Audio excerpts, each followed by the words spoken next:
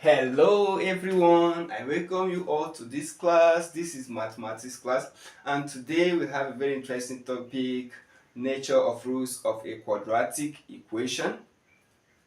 In our last video I gave you a general formula you can use to find the rules of any given quadratic equation, and this general formula is a well-known formula.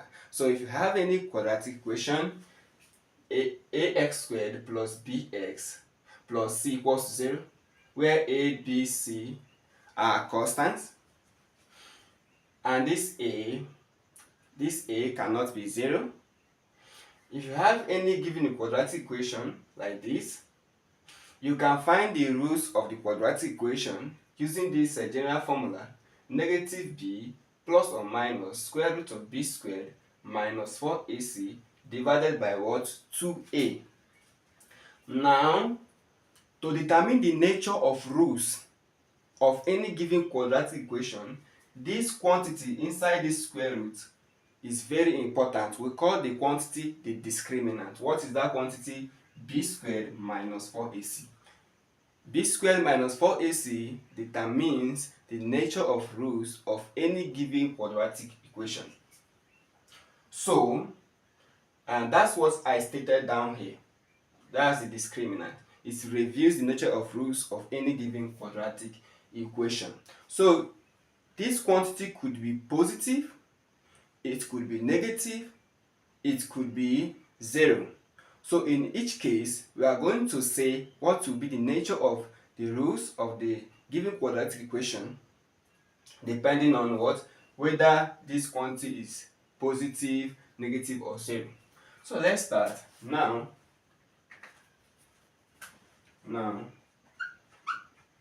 If b squared minus 4ac is greater than 0, then we will have, or we will get, two distinct real roots. So what I said here is that if this quantity is positive, is greater than 0, remember, square root, we don't have what? Square root of negative number in a real line. That is, square root of negative numbers is not a real number. It will give you a complex number. So if this quantity inside the square root is positive, that's the discriminant is positive, then the square root will be what? A real number. So you are going to get what? A real root. Then, since the discriminant is greater than 0 also, that is strictly greater than 0, you are going to get what? Not just a real root. You are going to, the roots must be what? Distinct. The roots must be what? Distinct. The roots must be real. The roots must be distinct. And you know, in any quadratic equation, you are expected to get what? Two roots. So that's what I stated down here. Also,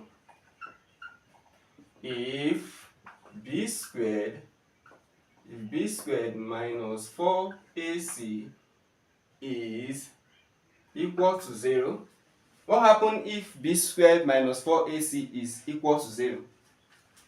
Then if b squared minus 4ac is equal to 0, then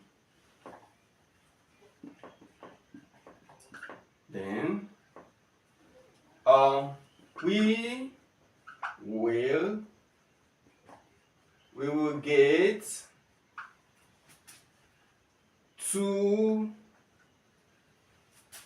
equal real roots. This is what you are going to get. If this discriminant is 0, square root of 0 is what? 0. So if this quantity here is 0, so you'll be having square root of 0, which is 0. So you'll be having negative b divided by what? 2a. So this B is a real number, right? A is what? A real number. So if you do division, you are going to get a real number. So the roots must be real. And since b squared minus 4ac is equal to 0, the roots will not just be real, the roots must be what? Equal.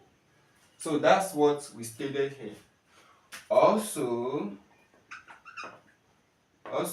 if b squared minus 4ac is less than 0, what happens if b squared minus 4ac is less than 0? A number being less than 0 means what? The number is negative. That's why if in mathematics, if we say a quantity is less than 0, we are telling you that the quantity is a negative quantity. So if b squared minus 4ac is less than 0, then what will be the nature of the roots? Then we are going to get what? Two complex roots. That's what we are going to get. Why will you get two complex roots? Okay. If this b squared minus 4ac is negative, that is less than 0, you are going to be doing square root of negative number. But square root of negative number is not a real number, it's a complex number. For instance, square root of negative 4. Square root of negative 4 is not a real number. Negative 4, you can write negative 4 as what? You can write negative 4 as negative 1 times what? 4. So if you're having square root of negative 1 times 4, which is equal to what? Square root of negative 1 times square root of 4. But when we did a complex number in our previous video, I told you that I is what? I is square root of negative 1. So if you're having that, this square root of negative 1 is I, times square root of 4. Square root of 4 is what? 2. 2 times I, 2I. So you get a purely imaginary complex number, 2I. So what I'm trying to say in essence here, that if b squared minus 4ac is less than 0, and this quantity will be negative, and the square root of it will not be a real number, you are going to get a complex number. So the roots must be 2. You must have 2 roots because the quadratic equation, and the roots must be what? Complex. So the roots must be what? Complex roots. So thank you so much for being part of this video. This is just introductory class. In our next video, we will look at more examples under this topic. Thank you.